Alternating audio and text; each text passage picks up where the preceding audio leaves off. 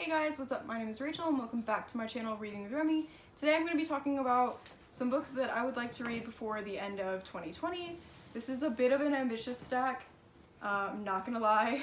Most of these are fantasy, if not all, with like a modern classic thrown in. So it's a hefty goal, and none of these are on my November TBR. Well, one of them is, but yeah, so this is probably not gonna happen. Overachieving here, shooting high, but we're gonna go for it. So I'm just gonna jump into it. I'm just gonna like very briefly talk about these books, like very briefly. Because a lot of them I don't know a whole lot about, which I'm okay with because I like to go into my fantasy books that way. A lot of these are continuations in series or finales in series, so if I say too much, it's a spoiler, so I'll basically just be like, this is part of this series, bah. So anyway, first book is the only modern classic on this list, but that is The Perks of Being a Wallflower by Stephen Chbosky. This is the 20th anniversary edition from Book of the Month. I really enjoy this movie. I've always enjoyed this movie, partly because I love Logan Lerman, and partly because it's an awesome story. And I've always wanted to read the book because the book is always better than the movie. Not always, but most of the time is better than the movie. I don't know a ton about this. I know it's about a boy who deals with a lot of, basically a very traumatic event happened to him when he was younger, and it kind of messed with his head a little bit. I don't know a better way to say that, but it definitely affected him, and so it's about him going through high school and trying to find friends and just coming to terms with what happened to him when he was younger and trying to move past that. Like I said, I really enjoy the movie. I've heard really great things about the book, and I've always wanted to read it, so hopefully I can get to it before the end of the year. It's really short. It's really not a long book, so this is probably the most realistic thing on this TBR. I'm going to call it a TBR because it's books I want to read before the end of the year, so it's a TBR for 2020. But yeah, this is probably the most realistic one on this list. So hopefully, if nothing else, I can read this one.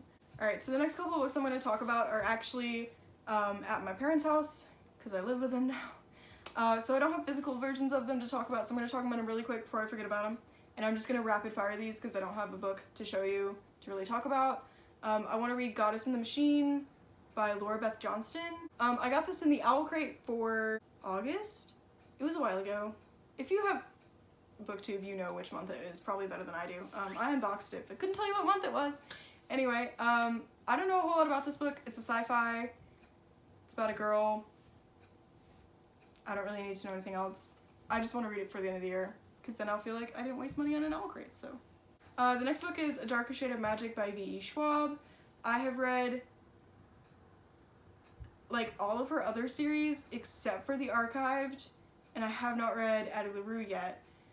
So like the next logical thing is to read A Darker Shade of Magic, basically. It's basically my goal to read all of V.E. Schwab's books now. Until I read one that disappoints me, which hasn't happened yet, so. Don't know a lot about this one. I know there are different, like, Londons, and it's fantasy. That's all I know. That's all I need to know. Don't care. Everyone loves it. Gonna read it. We're going to try to anyway. The next book that I'm going to talk about is probably the least likely to happen, and that is The Black Prism by Brent Weeks. This is the first book in the Lightbringer series. My dad has read these, and that's why I have copies of them. I've heard incredible things about this series from Reagan over at Proust Project. I know that the magic system deals a lot with the colors of the light spectrum, and basically the more colors in the spectrum you can control, the more powerful you are. But it does leave a toll on you. That's all I know about this. But my dad said it was good. Reagan says it's good. The concept intrigues me. So it is massive. So I don't really know if it's gonna happen. All the books in this series are massive. They're very intimidating. They slightly terrify me, but heard good things. So we're gonna try. Probably not gonna happen, but we're gonna try. So yeah. Okay, the next book that I'm gonna talk about is a series that I read the first 3 of a really long time ago, and I never read the 4th one, and it, like, just do it, you know?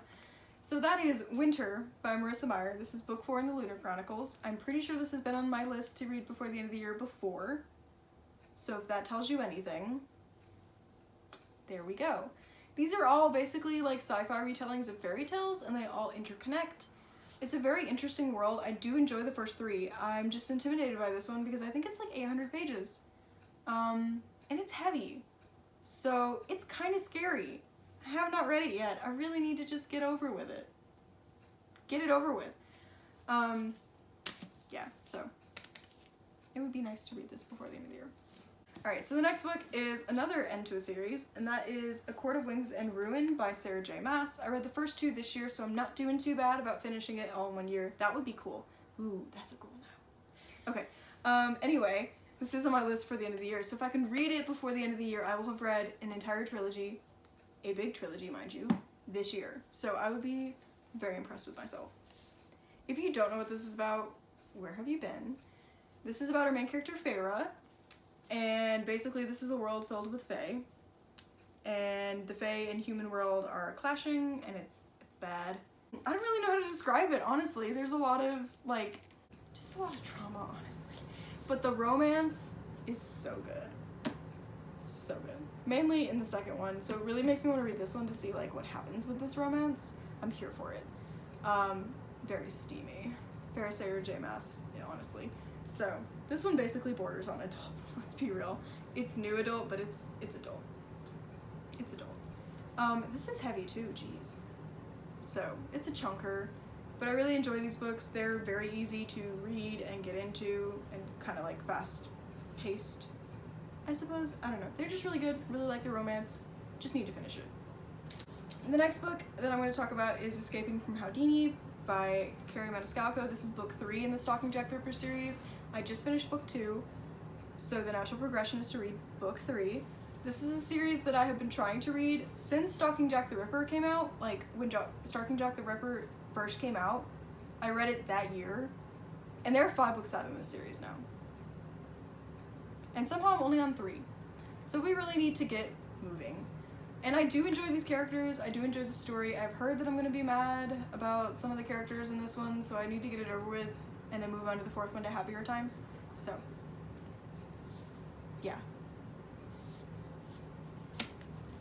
And the last book that I'm going to talk about in this video, because I can't remember the other ones that I don't have with me, so we're just going to call it good after this one. And that is A Torch Against the Night by Sabaa Tahir. I read An Ember in the Ashes 2 years ago now, I believe, and really, really enjoyed it. The 4th one of this is coming out in December, I believe. And I'm only on book 2, and I love these characters, so I really, really want to finish this so that I can read 3 and 4 and get it all wrapped up nice and pretty and just see what's going to happen to these characters. It's a very intriguing world. It's almost like Gladiator-esque is the kind of vibes I get. Like Roman times is a lot of what I get. So it's really, really intriguing. I really enjoyed it.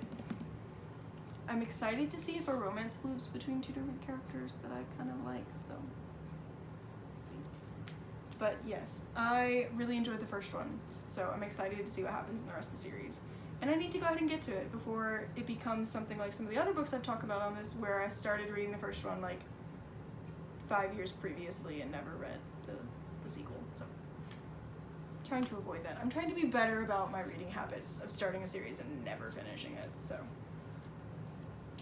So that's it for this video. It is a very ambitious goal to hit all these before the end of the year. I realize that, believe me, I do. It's daunting. But basically this just helps me be aware of series that I need to finish, that I want to finish.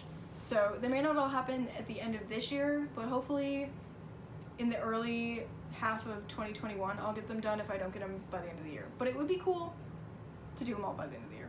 So if you've read any of these books, let me know what you thought of them without giving me spoilers. And yeah, if you guys like this video, be sure to give it a thumbs up and subscribe for more awesome content. I'll see you guys in another video soon.